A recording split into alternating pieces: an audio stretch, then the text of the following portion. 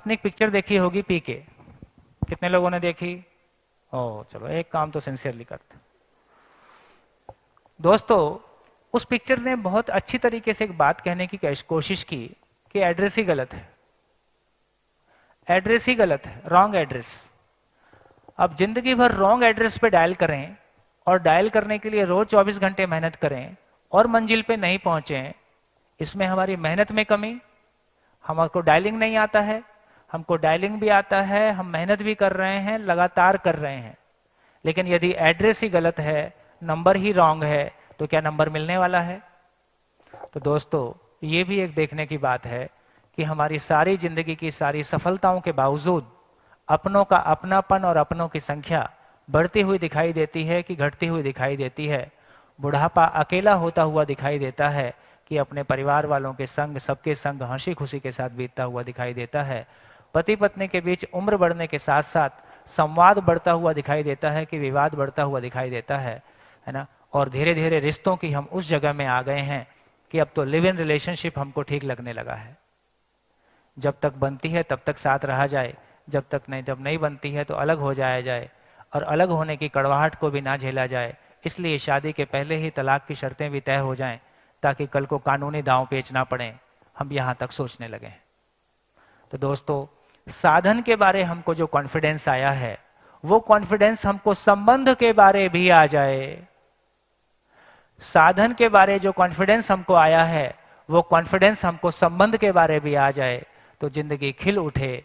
जिस अपेक्षा में जिंदगी की शुरुआत की है, जिन ऊंचाइयों को हम जिंदगी में जीना चाहते हैं, उन ऊंचाइयों को अपने परिवार में, अपने में जमीन पे उतरता हुआ देख सकें, आने वाली पीढ़ी को वो जीवंत हम में दिखाई दे सकें। दोस्तों, इससे कम में अपना तृप्ति नहीं है। इस तृप्ति के लिए इन दो शब्दों को पहचानना नितांत आवश्यक है, इंपॉर्टेंट है कि जिंदा रहना और जीना, ये अलग अलग है या एक ही चीज है? जब जीने की बात कर रहे हैं तो जिंदा रहना उसमें शामिल है, लेकिन जब जिंदा रहने की बात कर रहे हैं तो जीना उसमें शामिल नहीं है। ये बात क्लियरली हम तक पहुंचे। दोस्तों, कितने लोगों को लगता है कि जिंदा रहना और जीना अलग अलग है? हाथ उठाइए। क्या बात, क्या बात, क्या बात। गुड, ऐसा हम सब मानते ही हैं। मैं आपके भाव को बोर्ड पे लाने की कोशिश करता हूं। देखिए, जिंदा रहने की जब हम बात करते हैं तो एक तो ये समझ में आता है कि हमारे सुखी होने का आधार मिनिमम आहार, निद्रा, भय और प्रजनन क्रिया के रूप में, ऐसा मानव में भी है, ऐसा पशुओं में भी है। और अपनी पहचान का आधार मानव की दो प्रकार की आवश्यकताएं हैं। एक तो वो सुखी होने की तलाश में कुछ करता है, दूसरा पहचान की तलाश में करता है। पहचान भी अंततः उसके सुखी होने की एक तलाश है।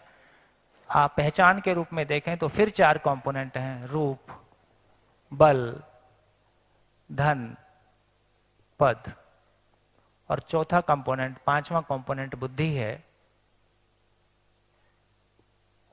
यहां बुद्धि शब्द का अलग मतलब है, तो कृपया इसको कंफ्यूज ना करें।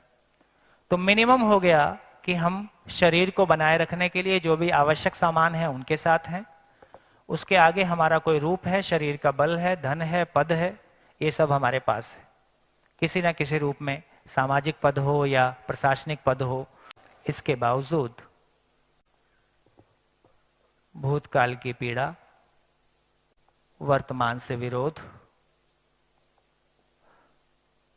और भविष्य की चिंता, कि यदि हमारे सारे सफल प्रयासों के बावजूद भूतकाल की पीड़ा, वर्तमान से विरोध, भविष्य की चिंता बढ़ती है, तो जीने की कंपनी लॉस में है कि प्रॉफिट में है? जीने की कंपनी लॉस में है। एक और चीज देखें तो हमने ये भी देखा कि संबंध में गिला शिकवा शिकायत उम्र बढ़ने के साथ साथ बढ़ता गया। अभाव की मानसिकता दूसरों को देखकर अपने आप को, ये बड़ा तगड़ा झंझट है, ये बड़ी तगड़ी पीड़ा है जिसको हम दूसरों से बोल भी नहीं पाते, है ना।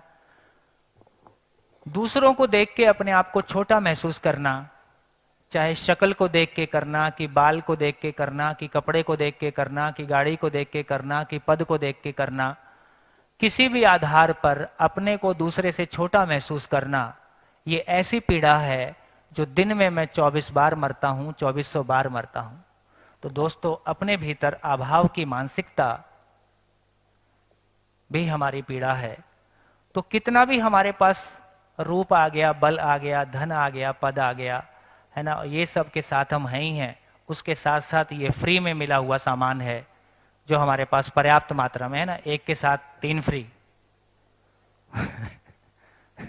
एक के साथ में ये हमारे जिंदा रहने का स्वरूप है, इसके साथ में 3 चीजें फ्री हैं।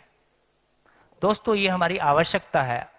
शरीर को जिंदा रखने के लिए आहार, निद्रा, भय, मैथुन गलत नहीं है, ये हमारी आवश्यकता है। रूप, बल, धन, पद हमारी आवश्यकता है, वो गलत नहीं है। लेकिन कुछ और भी है जिसके अभाव में ये तीनों फ्री में जो चीजें हमारे गले पड़ी हैं, ये हमारे गले में पड़ी हुई हैं। तो जीने का स्वरूप क्या होगा?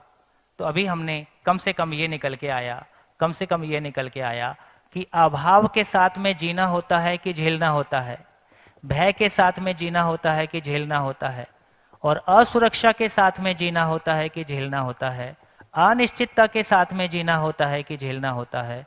तो दोस्तों, एक बात समझ में आई, यदि जीना होता है तो किसके साथ, क्या क्या जीना नहीं होता है, ये हमने देखा।